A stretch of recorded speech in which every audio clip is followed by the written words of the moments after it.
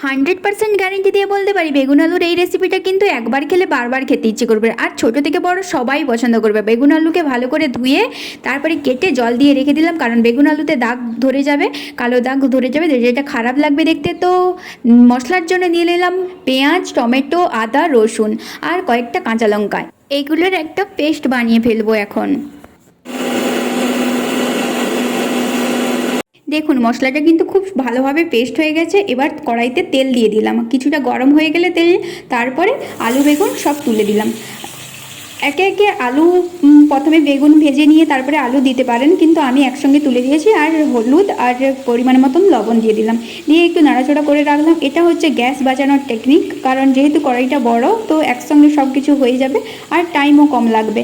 প্রথমে বেগুনগুলো ভাজা হয়ে গেলে বেগুনগুলো তুলে রেখে দেবো, তারপরে আবার আলুটা ভাজতে একটু টাইম লাগে, বেগুন তো আর তো ভাজতে টাইম লাগে না, তো তাই জন্য একসঙ্গে সব কিছু দিয়ে নাড়িয়ে নিলাম। এখন নাড়িয়ে এই যে দেখো এখন কিন্তু বেগুনগুলো হয়ে গেছে, বেগুনগুলো তুলে রেখে দিলাম আর আলুগুলো ফ্রাই হচ্ছে। আলুগুলো এইভাবে ঠিক ফ্রাই হয়ে গেলে তখন আলুগুলোও তুলে রেখে দেওয়া হবে। তারপরে কড়াইতে তেল দিয়ে তারপরে ওই মশলাটা দিয়ে দিলেন, দিয়ে দেওয়ার পরে পরিমাণ মতন হলুদ দিলেন, একটু মানে ওই মশলার পরিমাণ মতো একটু হলুদ, একটু লবণ আর একটু লঙ্কা গুঁড়ো দিয়ে নাড়াচাড়া করলেন। করার পরে একটু ধনে গুঁড়োও দিতে পারেন ইচ্ছা হলে।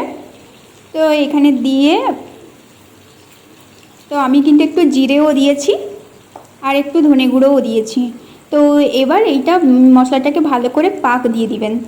দেওয়ার পরে ভালোভাবে নাড়ানাড়ি করলে মশলাটা থেকে তেল ছেড়ে যাবে। মশলাটা থেকে তেল ছেড়ে গেলে মশলার মধ্যে যে কাঁচা গন্ধটা ওটা কিন্তু আর হবে না, বেশ ওইটা হলে তখন খেতে ভালো লাগবে। তো এখন দেখুন মশলাটা কিছু সময় ঢাকিয়ে রেখে দিয়েছিলাম লো ফ্লেমে, তো এখন বর্তমান মশলাটা কিন্তু খুব সুন্দরভাবে পাক হয়ে গেছে।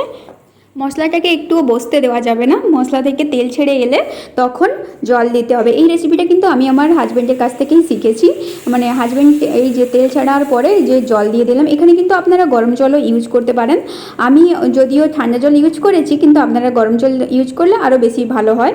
তো আমার হাজব্যান্ডের যে ফ্রেন্ড, ওনার স্ত্রী এই রান্নাটা করে ওকে খাইয়েছিল, তো ওর কিন্তু খুবই ভালো লাগছে। তো ও আমাকে বলেছিল যে তুমি এইভাবে বানাবে, তো আমি বানাচ্ছি আজকে। জানি না কেমন লাগবে আমার হাতের তরকারি, কিন্তু আমি অবশ্যই আমার 100% দিয়ে চেষ্টা করছি। আর এটা একটু পাক হবে, তারপরে এই যে ফুটে এলে তখন আলু বেগুনগুলো তুলে দেব। আলু বেগুনগুলো ভালো করে তুলে একটু নাড়ানাড়ি করে ঢাকিয়ে রেখে দিতে হবে। ঢাকিয়ে রাখার পরে একটু মাখো মাখো হয়ে গেলে তখন নামিয়ে নিন। আর এটা আপনি ভাত দিয়েও খেতে পারেন, রুটি দিয়েও খেতে পারেন। আমরা তো ভাত দিয়ে খাচ্ছি, কিন্তু আপনারা রুটি দিয়েও খেতে পারেন, এটা রুটির সঙ্গেও খুব জমে যাবে।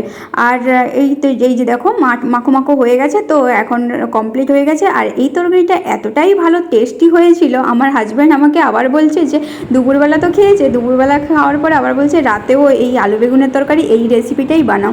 আলু বেগুনের এই রেসিপিটা যদি বাড়িতে ট্রাই করেন তাহলে কমেন্ট করতে ভুলবেন না।